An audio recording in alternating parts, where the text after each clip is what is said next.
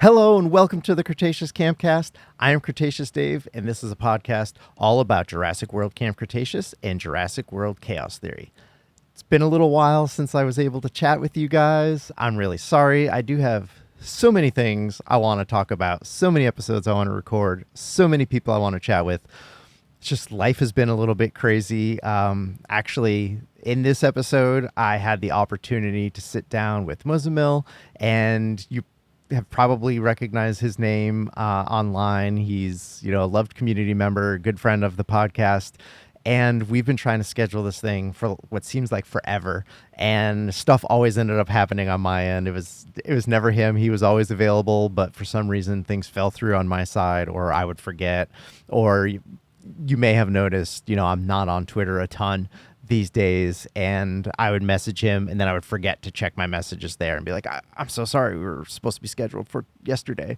So to him, I apologize, but I'm so glad we were able to get together. And that's what this episode is. It's another one of my 6 years of Nublar Six interviews and chats with people, and we just sit and chat for a little bit about these characters and these shows and reminisce and you know talk about it. So I really hope you enjoy this conversation that we had, and I look forward to hopefully doing some more of these. If you're interested, please reach out to me. And I am still trying to schedule some interviews with some of the behind the scenes folks. I had something set up and then they stopped replying. So I'm going to have to follow back up with them and see what the status of that is. I don't know if it just kind of got lost or if they changed their mind. But I will follow back up. And that one I was really looking forward to. So I hope we could still make that one happen. But anyway, take a listen to what Muzzammil and myself had to talk about. All right. Let's get this started. We're going to talk about the 6 years of the Nublar Six. And I guess we can start all the way back at the beginning when you first found out there was going to be a Jurassic animated show. What were your original thoughts? Yeah, I remember that news was first kind of coming out. I think I'm vaguely remembering when you search the Netflix titles, Camp Cretaceous showed up. So everybody was kind of speculating what could it be about. And then we got the first look, that 2D kind of still of the camp fam looking at the gates. And then everybody kind of wondering, like, what is this really going to be about? And then that first teaser with the raptor that kind of gave a good feel of like what the animation style was going to be, and that looked really good. And then yeah, once we got our first season back then in 2020, especially with everything going on in the pandemic, it just felt like a nice break from reality and just escape into Jurassic World and just feel that wonder that we all pretty much needed. Yeah, it was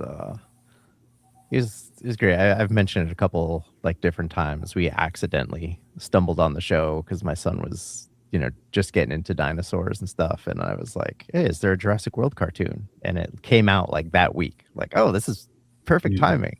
So I was like disconnected from stuff for a number of years.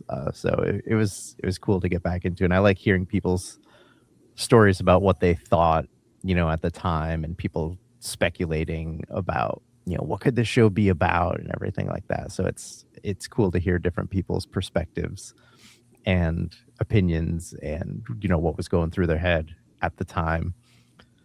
So after, you start watching the first season, and I'm sure everybody kind of had a feel that, this is going to be happening at the same time as Jurassic World.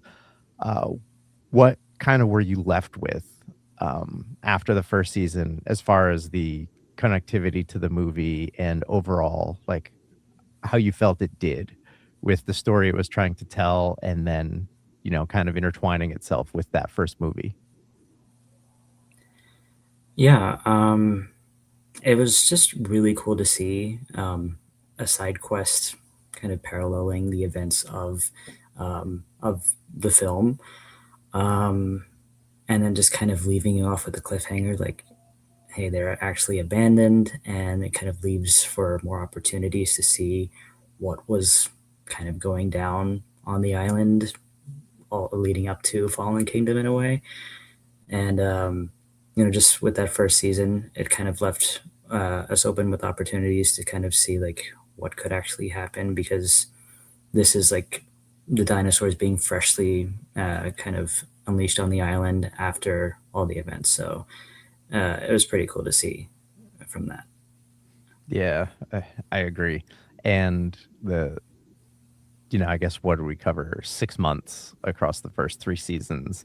So it's kind of cool to see how things changed and the animals adapting, and stuff like that. The show did introduce us to a handful of new characters outside of the Camp Fam. Obviously, those are all new characters, but they did a nice job of showing us other people, involved with the park, like Dave and Roxy. And then, we had Mitch and Tiff, who ended up on the island with Hap for hunting purposes and stuff like that. Did any of the secondary characters that got added into the show kind of stand out to you, or was a nice surprise? And of course, I don't want to forget Eddie, poor Eddie, on his Mhm. birthday. Yep. There's history with Eddie.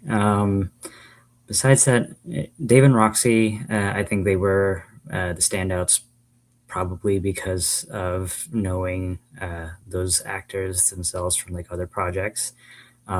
So I felt like they did a really good job just kind of conveying the energy, and obviously leading into when they do return in the final season. Like it was kind of like a nice kind of way to show what they were trying to do, what they were hoping to do with Camp Cretaceous, even though chaos kind of ensued.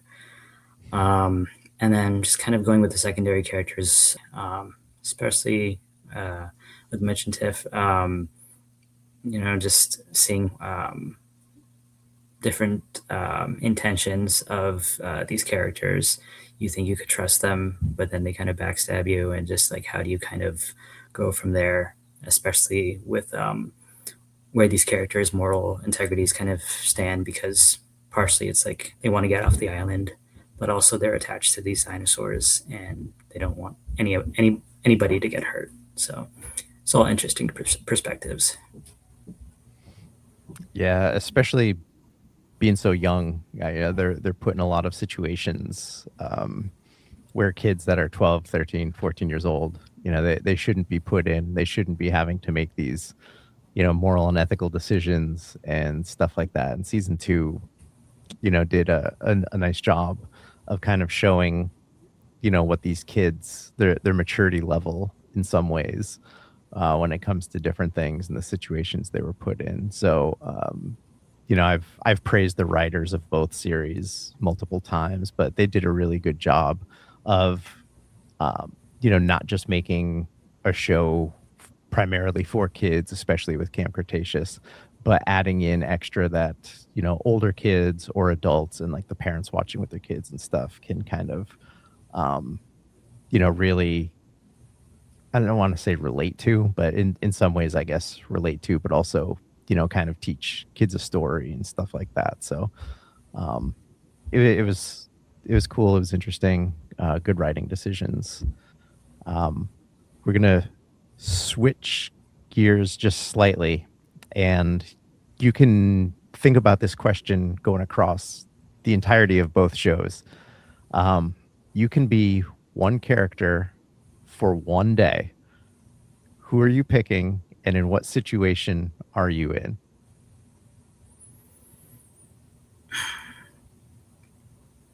Part of me wants to go with the comfort side of Darius, but I feel like just to get out of my comfort zone, maybe Kenji, because like I like to go out on adventures, maybe not too recklessly, but it's like you kind of see just like how adventurous he is, especially in Chaos Theory, like rock climbing and everything, and especially what he did in the final season, helping everyone to escape from from the vehicle, especially. So it's like kind of being a team leader and kind of facing danger in that sort of way.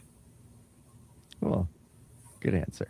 Although there's no wrong or bad answer, but it was just, kind of curious. Mhm. I would want to ask that question to more people. It'd be interesting to kind of collect how everybody thinks about that, or if they can put themselves in one character's shoes for one day. Be interesting to see how that all, would play out. Mhm. All right. So I asked about season 1 of Camp Cretaceous. Let's kind of do similar with seasons 3 and 4 of Chaos Theory, and they are intertwined a lot with Dominion, especially season 4 of Chaos Theory. I don't know your personal thoughts on Dominion as a film. I've been on record saying I absolutely love it, that I think it's a great movie, and Chaos Theory just kind of put it over the top for me. All of the extra building they did, all the side stories, especially with, flushing out Soyona Santos more and what was going on with her and her motivations and just building her character a lot. So how do you feel? What were your thoughts on how they integrated the second show with Dominion? And did it change what you think about that movie at all? I'm pretty much in the same boat with you that I really enjoyed Dominion. Uh, as some people know from the online community, I did go to that opening night experience where they kind of did, their spiel and everything. That I felt like it was nice to have that collective experience and people were actively cheering. Maybe the online, interactions kind of made it seem otherwise, but I had a really good time, even though I felt I had my grievances with the theatrical cut. Some things were a little too choppy. The extended edition did help with that. But then again, I felt like I could get a 6-hour cut of Dominion and I would be totally fine with it. Yeah. Because you could go all across the world, dinosaurs across the world, and the adventures are endless. And I'm grateful that Chaos Theory took the time to explore that, especially with paralleling Dominion. The Malta sequence, um, it was really cool to just see like where things line up with Sayona Santos. I know with Deechan Lockman, she does a great job. Like I've seen her on another show. Another favorite show of mine was Agents of Shield, where she also has like a bit of a double agent kind of role in that. So it's like you're in for a treat because of like the character development she does there. So I was glad that they brought her back into the animated fold, and the fact that the animators and the writers, they really honored what she built in Dominion and brought it into here. And I feel like they made her stronger with that, and then just kind of even with Dodson, I felt like I was a bit worried because Dodson didn't seem too strong of a villain in the movie. But then in this final season, I felt like they really uh, emphasized the threat that he was, especially when Kenji and Sammy they first confront him, and then trying to like argue with him and try to get Bumpy back, and then seeing those kind of things really just emphasize that, and also seeing more of the ecosystem of Biosin Valley. That's something that I really wanted to see because obviously with the movie, uh, they have their own kind of runtime requirements and everything. Again, I would love to just explore all that. Glad we got even the video games and everything to really explore that, but to see it in a show and in this kind of narrative format that they got to explore it, it was really nice. Yeah, one thing that I think probably made some people happy, assuming they watched the show and enjoy the show. There are people out there that just refuse just because it's animated, but we won't go into that. Is Chaos Theory, while weaving itself nicely into the movie, also did its own thing, where it kind of focused on the dinosaur aspect of what Biosyn was doing, where a lot of the focus of the movie while there were dinosaurs and there was the Maisie and Beta plot line, one of the major points was the locusts and the threat they cause around the world and stuff like that. But for the most part, Chaos Theory stayed away from it, and they had them in there, and that kind of little yes thing of like again with the locusts. Hmm. I think they knew what they were going for with that. But for the most part, Chaos Theory stuck to the dinosaur side of things. And that was really nice to see that we got between the show and the movie, we got a balance of all the different sides of what Biosyn was really up to, especially with like the Atrociraptor training program. Hmm. That was really cool to see. So, like, what did you think about that? And then did it change the way you looked at the Atrociraptors, not just the training, episode, but just the Atrociraptors overall in the show? Did that, change anything about the way you see them in Dominion? Or if you went back and watched the movie, do you kind of look at things in a little bit of a different light after the show? Yeah, with the Atrociraptors, they really took the time to flesh them out more. Because really, all we got a sense of it in the film was that they were just almost mindlessly chasing after our protagonists. But this, they kind of gave a more intelligent look at them, just like the problem solving skills, especially in that training room, seeing them jumping over the barriers. Like, that was kind of interesting just to see, because we even know from the Velociraptor side, like them learning to open doors and whatnot. It's like we kind of know that these animals are quite advanced, and we get to see more aspects of that. But it's also like you get to shed some light on like what is the difference in the training with what Bison is doing versus what the handler was even doing, because you could see like in the beginning of Chaos Theory, like you kind of see her as a threat, but then you start to see a gray area of what she was ultimately trying to do. So it's interesting. Yeah.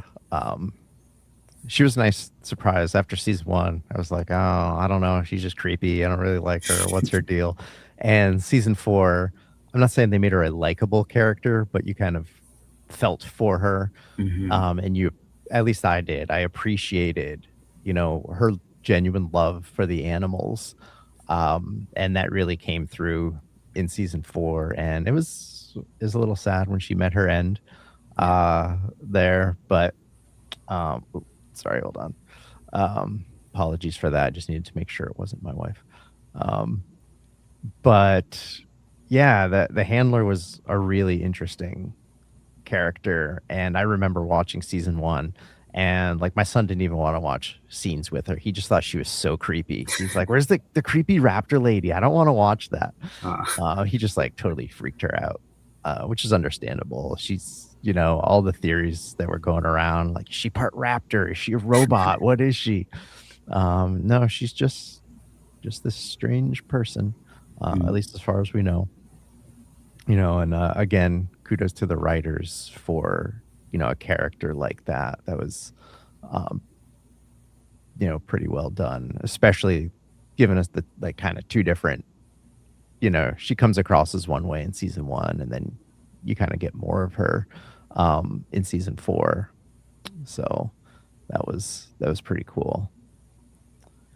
Um, I guess going across both shows, do you have a favorite episode or scene? mm,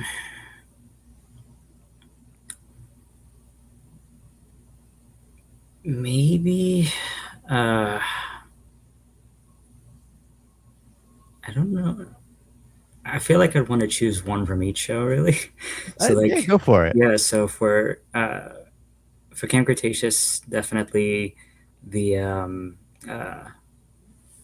the surprise that we got, the Fallen Kingdom moment, the prologue moment. So that was quite a surprise in the midst of everything that they're trying to do, and you just don't expect it at all, and then it happens. And then the fact that you still have a few more episodes rolling after that to just kind of see where these characters where the camp fam are involved with Wu, and I feel like what was so important about that latter moment of the season was when Brooklyn is with Wu and just talking about visionaries and just like how we get to see that arc unfold in Chaos Theory and just like how he actively needs their help and basically you see his arc, which we don't really get to see so much in the film, so that was really nice. And then with Chaos Theory, um, I feel like the moment with getting Bumpy finally reuniting, and just that really tender moment of Yaz and Ben, that whole kind of moment. It's just like you kind of see how tight knit these characters are, the emotion. Like everyone just kind of grew from that first season. Like they're all changed for the better. I think even actively watched I think Wicked for Good around that time. So I was like really in the moment of like uh, they've all came from different walks of life. They didn't really like each other at the beginning, but it's like now they're in this together for the long run. So it was really nice. Yeah. Yeah. Kind of just to piggyback off what you were saying about the like the tail end of season 3 and more about developing Wu and stuff like that. I thought showing those events after the Fallen Kingdom helicopter scene, about everything that transpired with him in Brooklyn, that like the laptop being taken and destroyed and him losing all of his research, um, was kind of nice that it kind of gives you the sense of what took 2 years to make the Indoraptor. Mm-hmm. Where, because like I think that's the amount of time between the opening of Fallen Kingdom and the rest of the movie that you're like, well, if you already did this and you know what you're doing, you should be cranking out dinosaurs. But all of his research was lost, so he kind of had to start from scratch, or from memory and stuff like that. So I thought it was really cool that I thought the shows did a really good job of filling stuff in, but providing little details that make sense.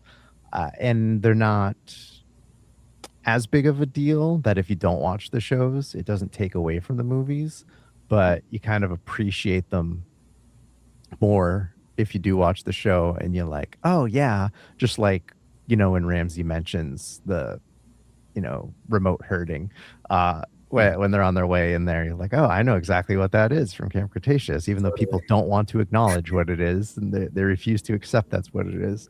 Um, but it's nice. Star Wars does a good job of that too. Like, you don't have to watch the animated shows to figure out what's going on in live action or the movies, but if you have watched them, some things make more sense. I told that to my mom before she went to see Mandalorian and Grogu. I'm like, listen, there are characters you're gonna have no idea who they are. Mm-hmm. Said, here's a brief backstory on these people. Said, but it's not important. It's not going to take away from the movie at all.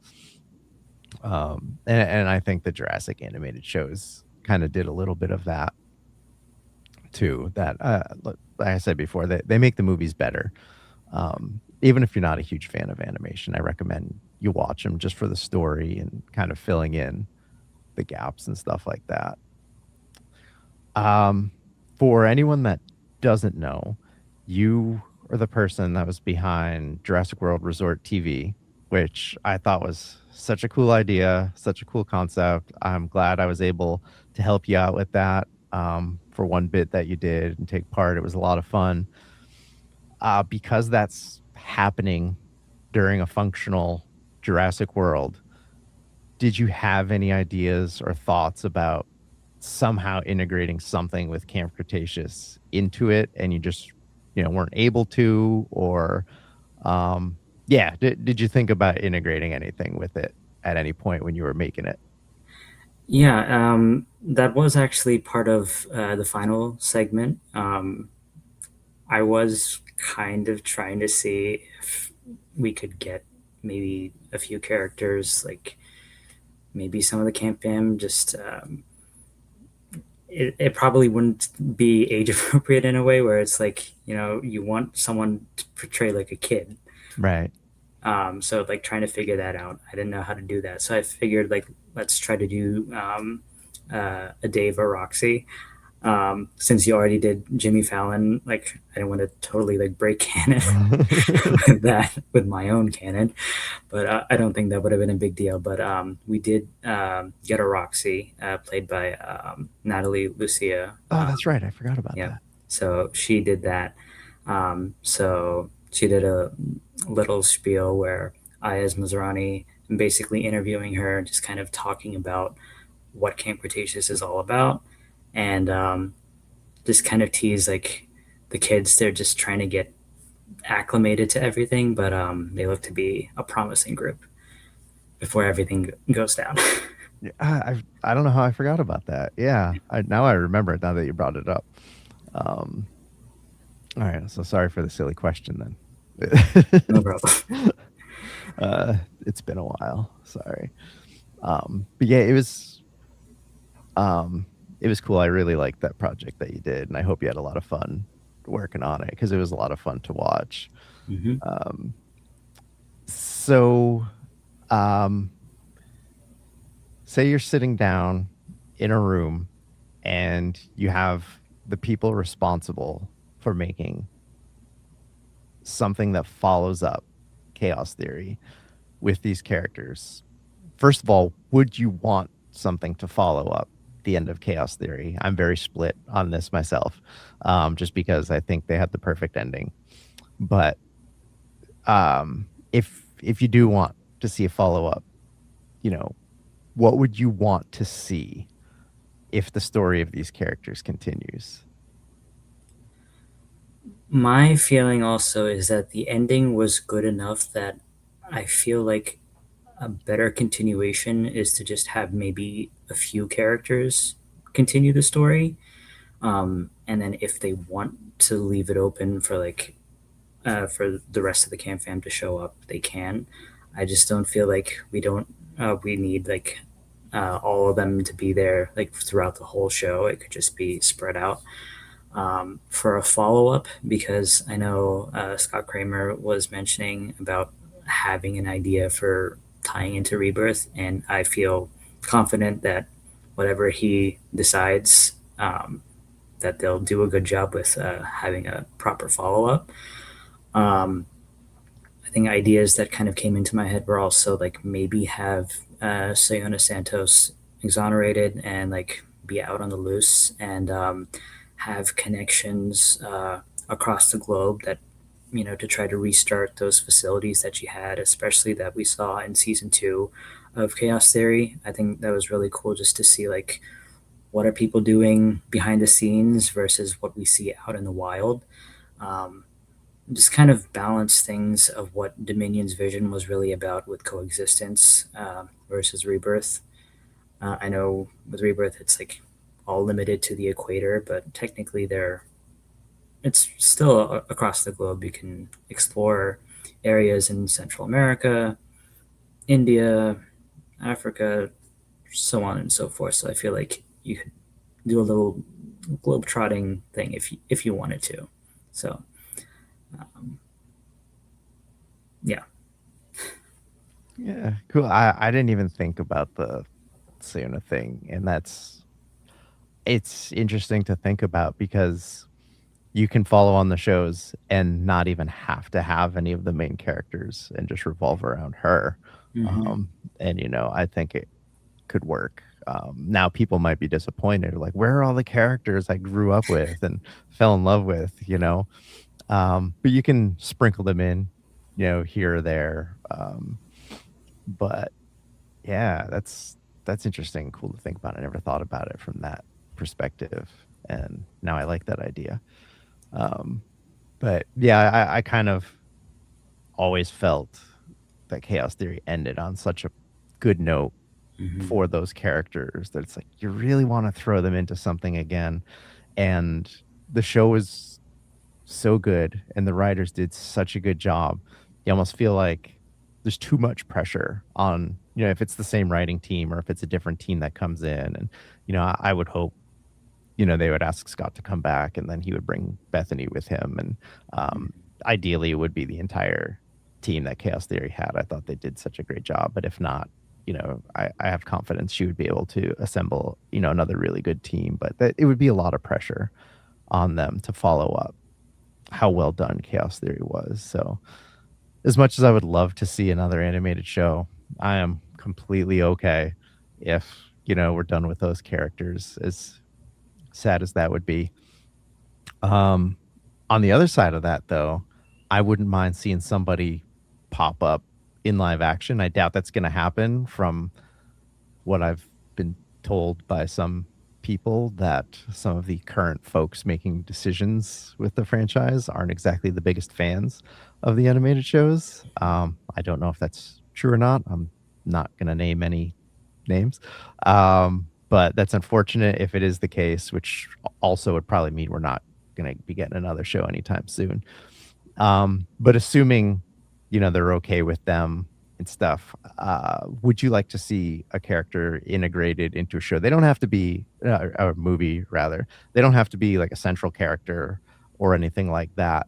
I've always kind of thought like Dominion was the perfect opportunity to put somebody in that you could have had, like Darius sitting in that lecture hall when Malcolm was giving his speech or something like that. I was a little bummed. Or Ben was sitting on his couch watching a news segment, and then, like there's a news segment about dinosaurs out, and he sees like Bumpy on the news or something, and he's like, "Oh, that's Bumpy." So I thought it was a missed opportunity there with Dominion. But how would you feel about seeing a character to pop up in live action? I would totally be happy with it. Like, it's kind of similar to what we see with Star Wars. It's like you grow up with Rebels, for instance.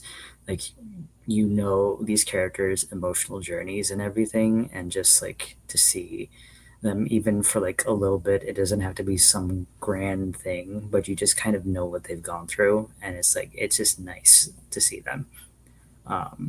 And if they want to do like a Rebirth tie-in, maybe have Darius work with Henry Loomis. That could be like a fun little thing. Yeah, something like that. Yeah, that's kind of the one I was thinking that made the most sense. Darius, because the others, you don't really know what they're doing or what they're up to or anything like that, and you kind of feel deep down like Darius is still going to be involved in some way, even if they are dying out. He's probably going to work with some, conservation group to try to rescue them or relocate them or whatever he's doing. I could be wrong. Maybe he's completely done with dinosaurs after that. Like, nope, I've had my fill. I've had too many chase me, try to eat me, try to kill my friends. You know, but yeah, I would like even acknowledgement that these characters exist, but that might be a little bit too much to ask. Similarly, not moving forward with them, but I think I've talked about this with somebody before. I wouldn't mind seeing some in between stuff with the characters. Now, it doesn't have to be a show. I think I may have mentioned it to Brad. If not, it was somebody else, that, the idea of like comics, I think would be good. Because you have these different time gaps that we don't know what these characters were doing. We have from when they get home in Camp Cretaceous all the way up until the epilogue, which, is 2 years later. And then we have from the epilogue of Camp Cretaceous to the beginning of Chaos Theory, which is a couple of years.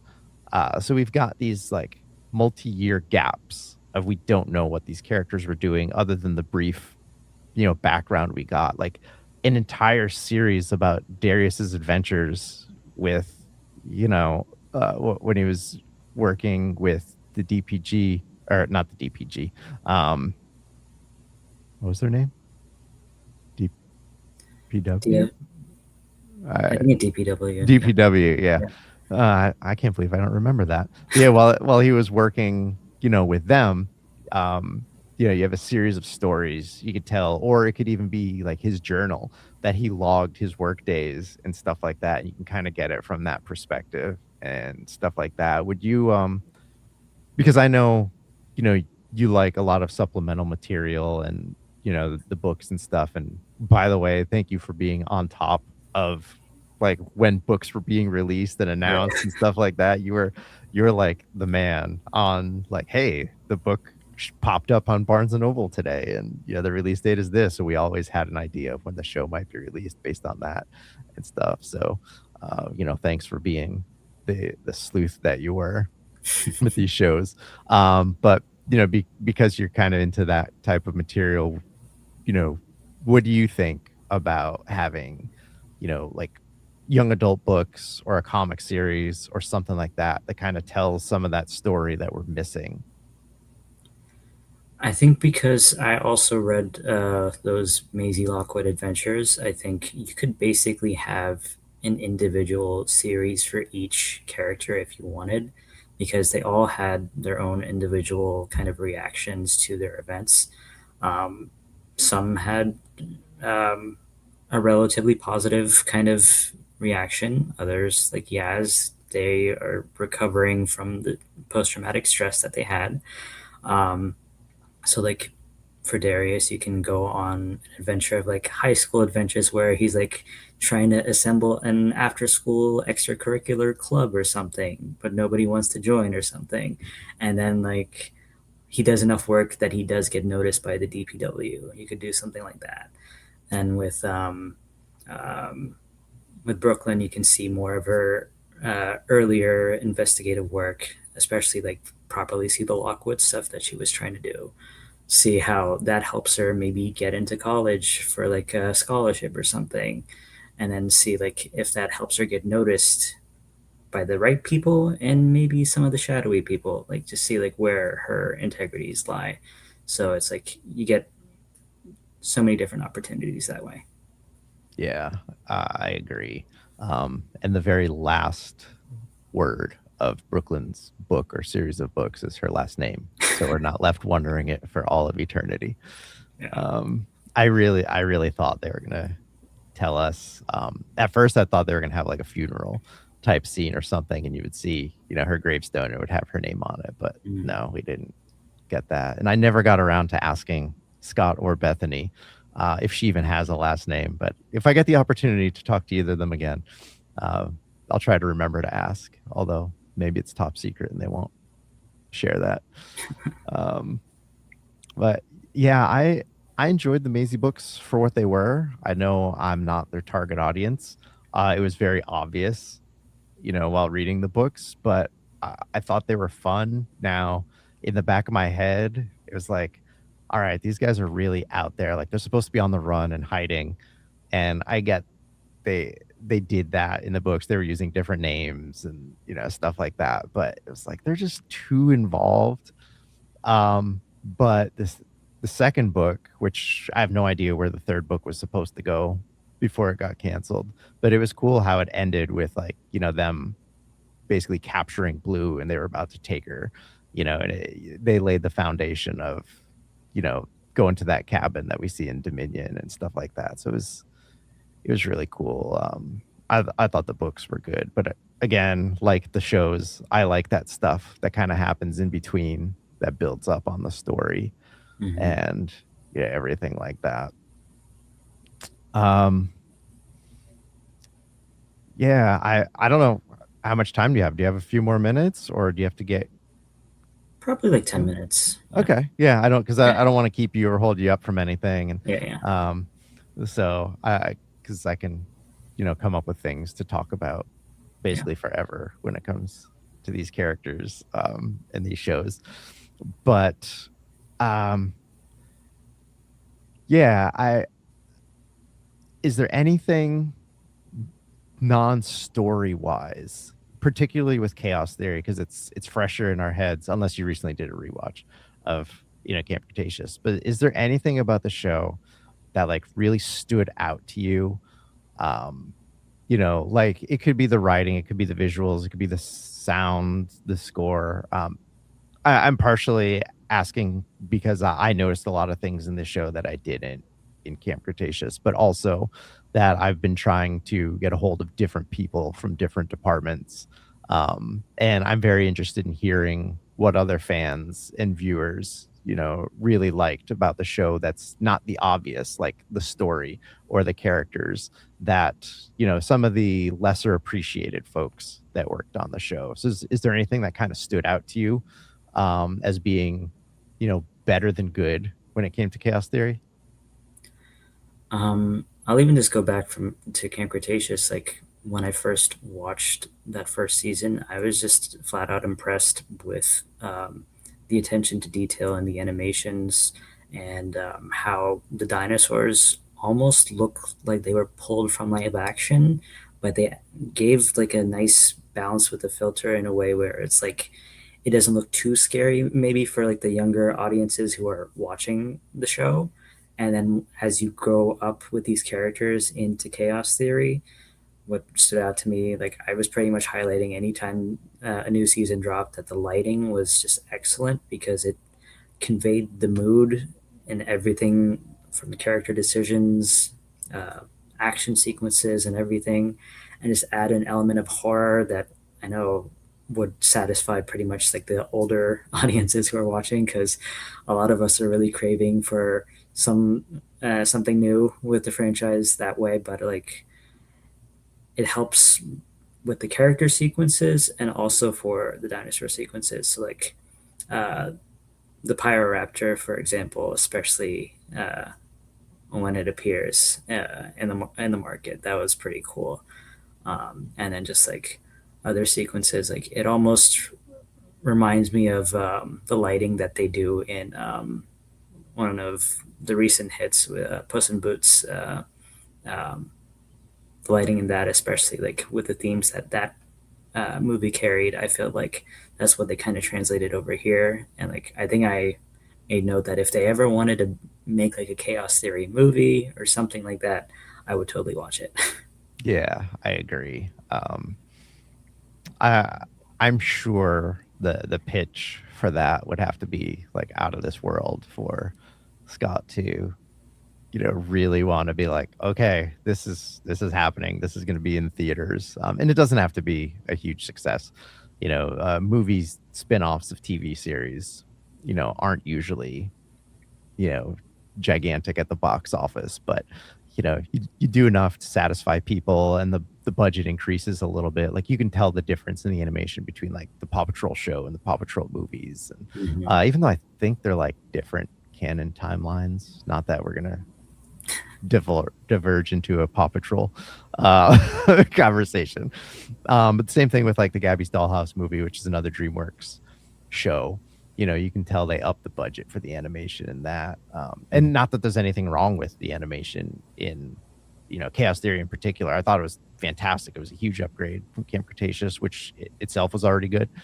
But like you mentioned, the lighting and a lot of that stuff, and it was so great to talk to Eric when I had the opportunity to talk to him about some of that stuff, and then learning more details, and then watching again after hearing some of what he had to say, and like picking out little things about it, and it was really cool. So yeah, I would totally be down for a movie, even if it was like a limited release thing. Mhm.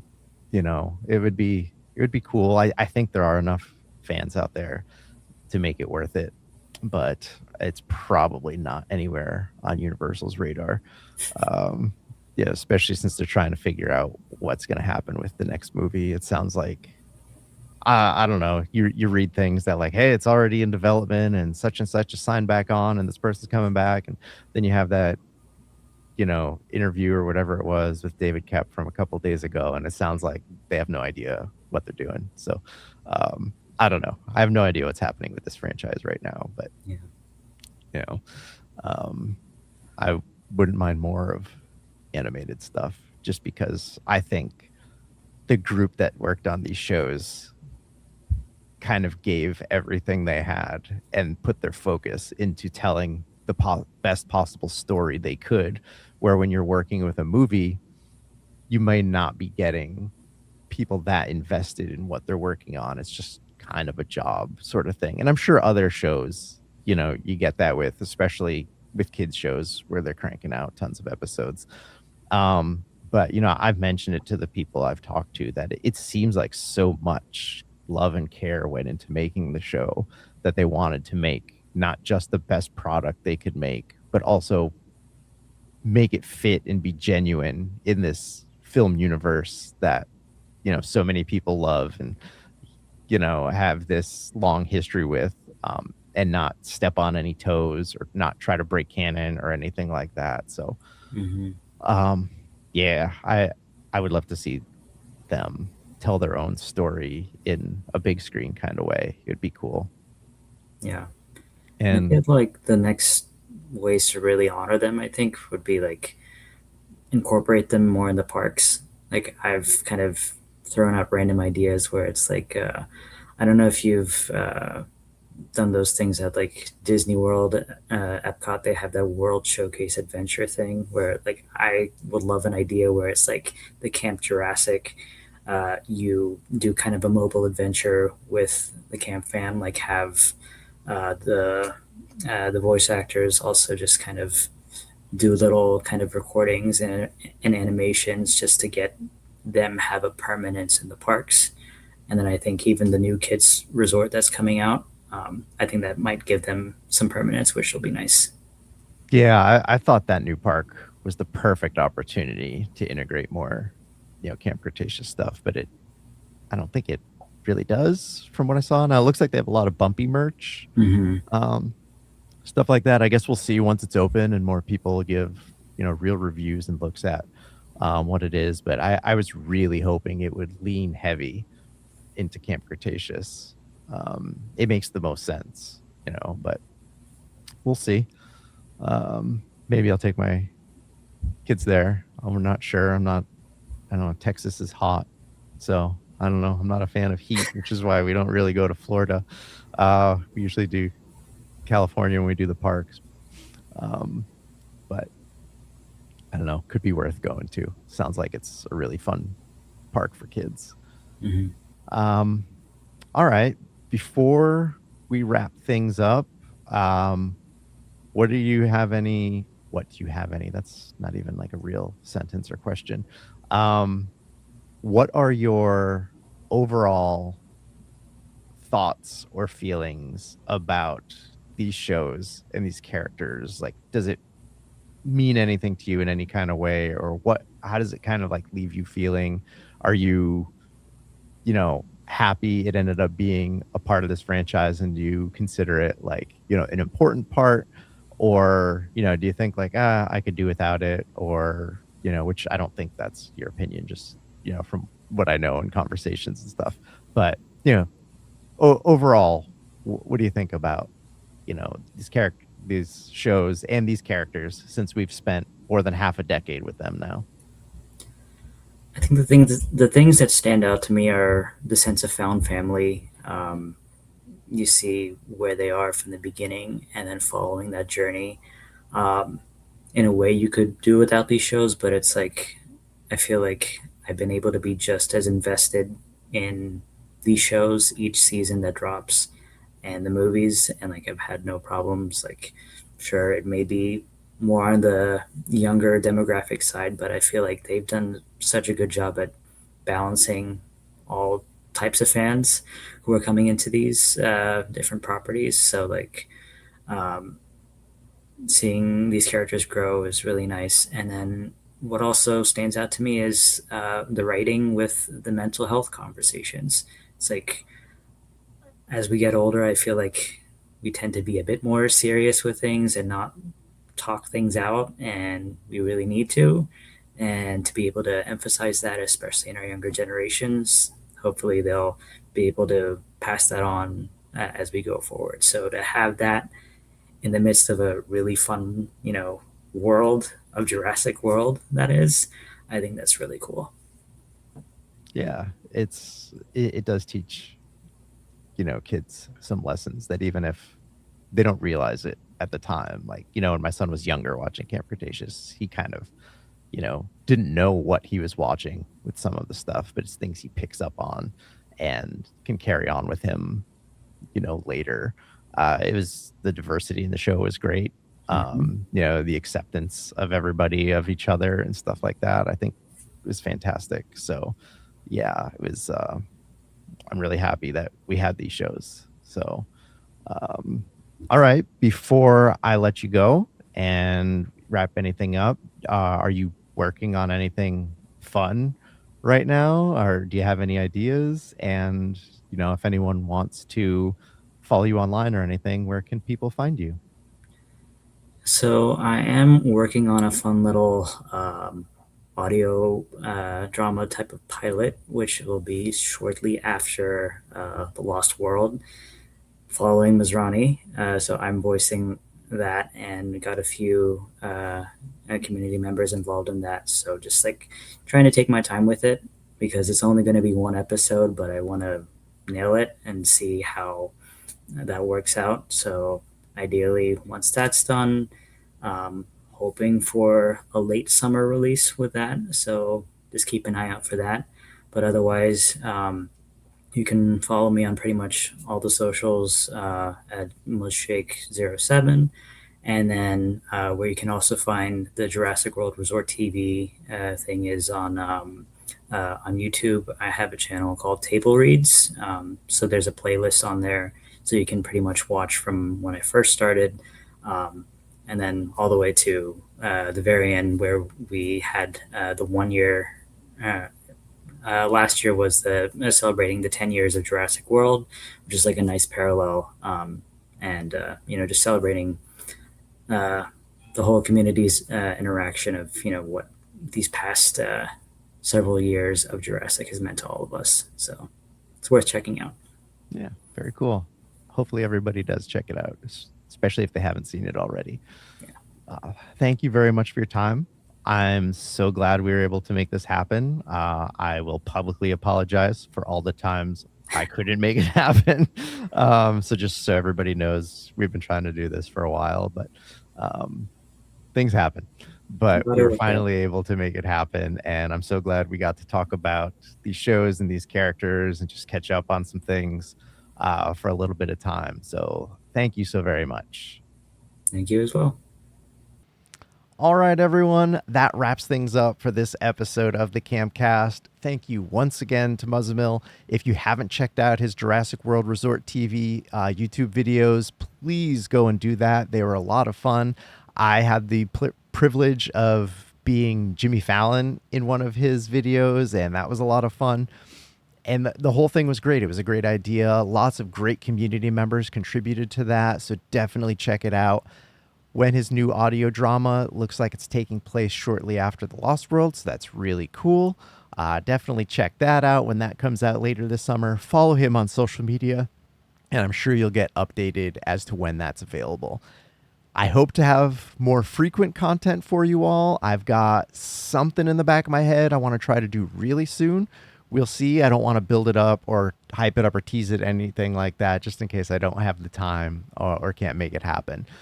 But until then, I want everyone to stay safe, stay Jurassic, have yourselves a good one, and I'm going to try to not take so long in between episodes. So long, everybody.